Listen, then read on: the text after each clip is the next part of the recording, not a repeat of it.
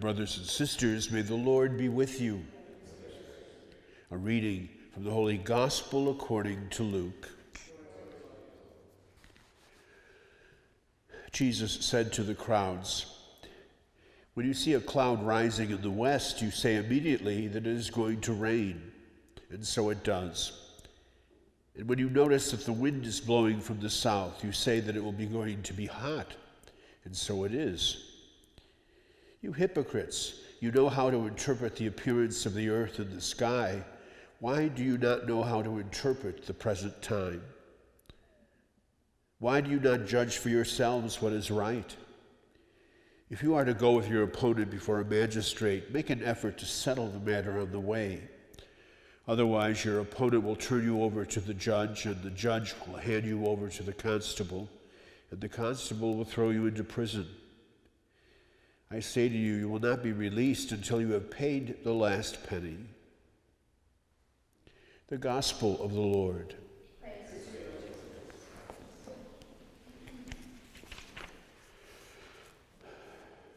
Our scriptures this morning present us with two very fundamental truths.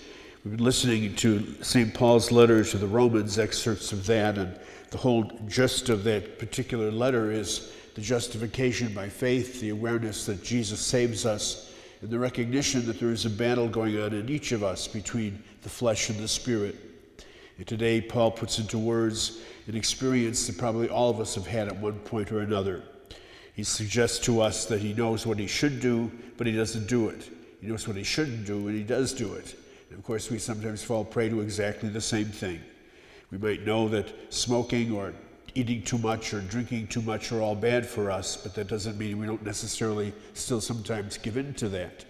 It is the realization of that part of us that constantly battles against what is right, that what we want to do as opposed to what we should do. And the gospel today picks up on another theme, which is one which is very kind of interesting in the case of our present society and world. It has kind of a new meaning. I notice sometimes when I go to work in the morning and come home at night, and I usually take Pearl Street, and the number of times that people come out between the cars texting away on their telephones, not paying any attention whatsoever as to who's in front of them or who's behind them. They're oblivious to what should be the reality and the most important thing, and are concerned necessarily with something which is far less important. And I've been in restaurants at times, and you sit and look at people sitting at other tables, and they're sitting there with their phones out, texting away, even though they have somebody right in front of them they could be speaking with. Again, once the awareness that these things that should make things closer for us and make life much more easy, in a sense, make us even more distant in some ways with each other. This being oblivious to the truth is what Jesus is suggesting today in the gospel. He tells his listeners that you know how to watch the clouds and you watch the sun and the wind and come to conclusions from that. How come you can't see the reality of what's happening in front of you? Why can you not see the importance of this message that I'm giving to you? Why can you not accept the message?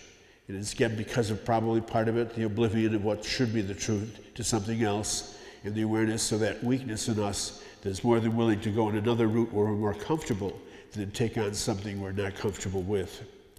Today, the gospel reminds us to be attuned and sensitive not only to the world around us, but to that which is the most important in our lives, the relationship with our God, the relationship we have with each other.